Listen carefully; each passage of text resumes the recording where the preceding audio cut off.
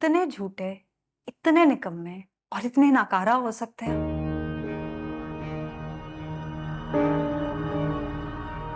अस्मा, तुम भी उस औरत की बात पे यकीन कर रही मैं हो? उस औरत की बात पर कैसे यकीन ना करूं? जो जो किस्से तुम मुझे सुनाते रहते थे, ऐसा तो कुछ है ही नहीं। कहाँ है तुम्हारा बिजनेस जामी? तुम्हारे बच्चे जॉब्स कर रहे हैं, तुम्हारी बीवी जॉब कर करके घर चला रही है, और तुम जो अमेरिका में मुझे अपनी सक्सेस और बिजनेस की स्टोरी सुनाते रहते थे, कहाँ है वो सब? चलो आओ, लेकर चलो मुझे भी पता लगे ना कि कहाँ है तुम्हारा बिजनेस और कहाँ है तुम्हारी company.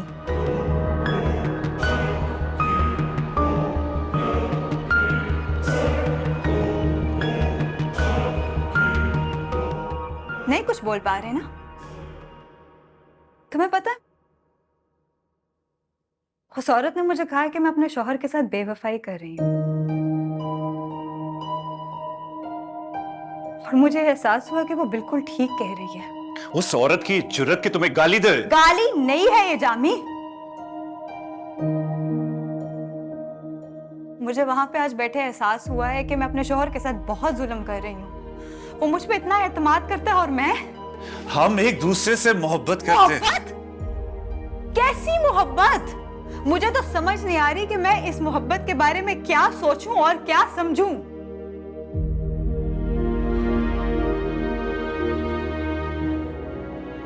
Go back to your wife Jami.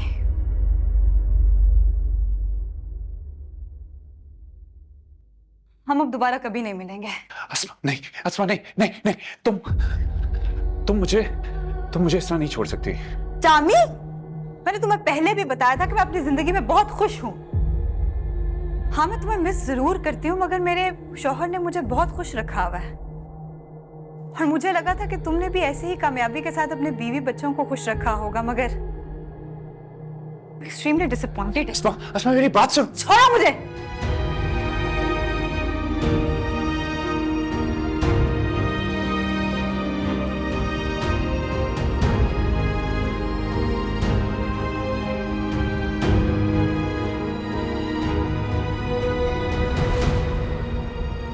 Saif बेटा, वर्दा के अब्बू कह रहे थे अपने डॉक्यूमेंट्स भिजवाओ, वहाँ वीज़ा अप्लाई करेंगे तुम्हारा। इंशाल्लाह 2-4 महीने में हो जाएगा कुछ ना कुछ। आंटी 2-4 महीने में तो यहाँ पर भी कुछ ना कुछ हो ही जाएगा। एक तो तुम्हारे अंदर जिद बहुत बड़ी है, किसी की बात नहीं मानते, हर चीज में अपनी मनमानी करते हो। हालांकि यही बात तुम वर्दा को कहते हो इमेच्योर है, बात नहीं सुनती। इमेच्योर तुम हो, शादीशुदा हो, बच्चा होने वाला है, घर की 100 जिम्मेदारियां हैं, और यहाँ तुम्हारे नखरे नहीं खत्म हो रहे के बाहर वीजा अप्लाई नहीं करना है। आंटी मैं बेरोजगार भी हूँ, जॉब नहीं है, फिर भी वर्दा को मैंने किसी चीज की कमी नहीं होने दी है। जॉब का होना या ना होना वो मेरा मसला है। वर्दा के पास है ही क्या जो कमी आती? गाड़ी तक तो है नहीं। पता तुम्हें कितनी शर्म आती है मुझे जब तुम बाइक पर आते हो। हमारे मोहल्ले में किसी के पास बाइक नहीं। उस वक्त तुम्हें कितना समझाया, कहा कि गाड़ी ले लो, लेकिन तुमने मना कर दिया।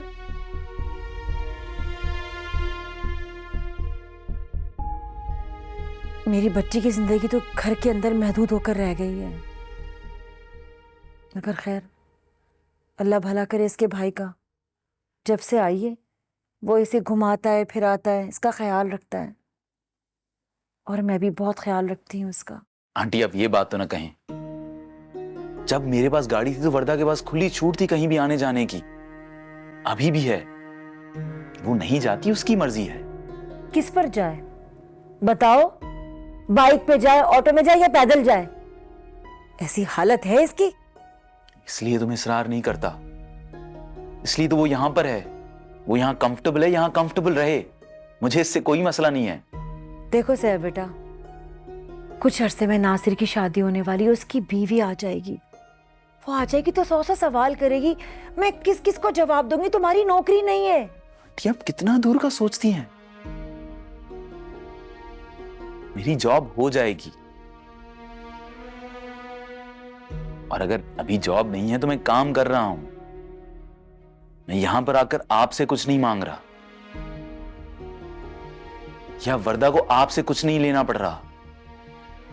मम्मा, मैंने आपसे कहा था कि कोई फायदा नहीं है इनसे बात करने का। इन्होंने वही करना होता है जो इन्होंने सोचा हुआ होता है।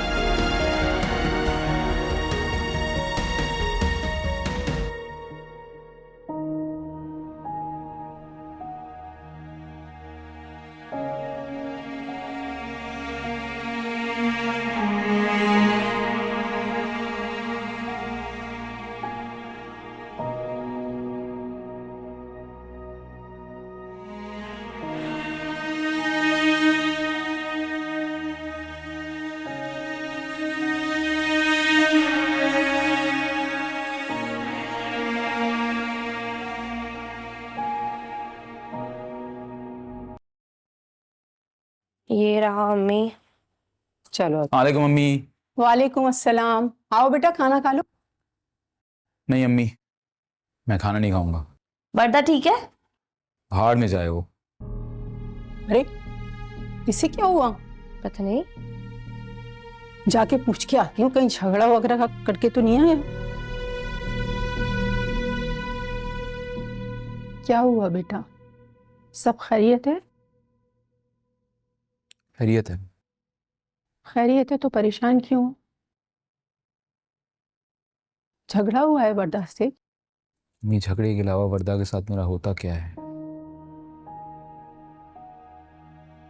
उसके घर वालों के अजीब अजीब मुतालबात,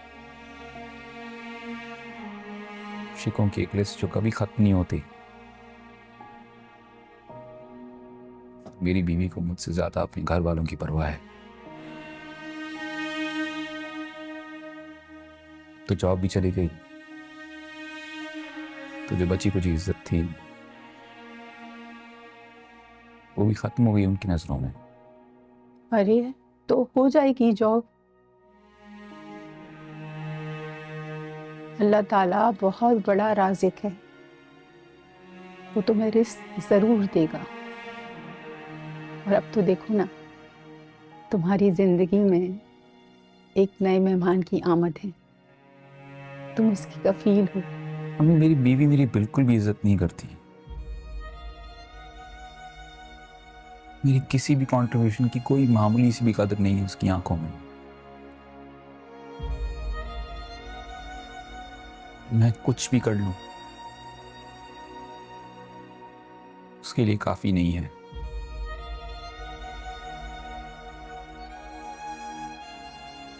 खाक कफील हूं मैं।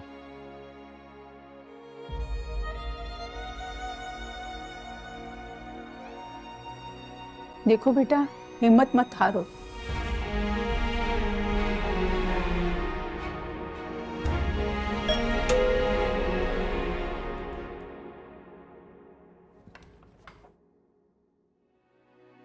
पूरा खोलो। तनीम, आप ये सामान अंदर रख दें। ये क्या है?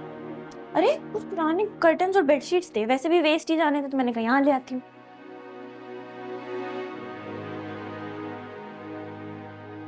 सही है, आप अभी चले जाएं और जब पिक करना होगा मैं बता दूँ। ठीक है।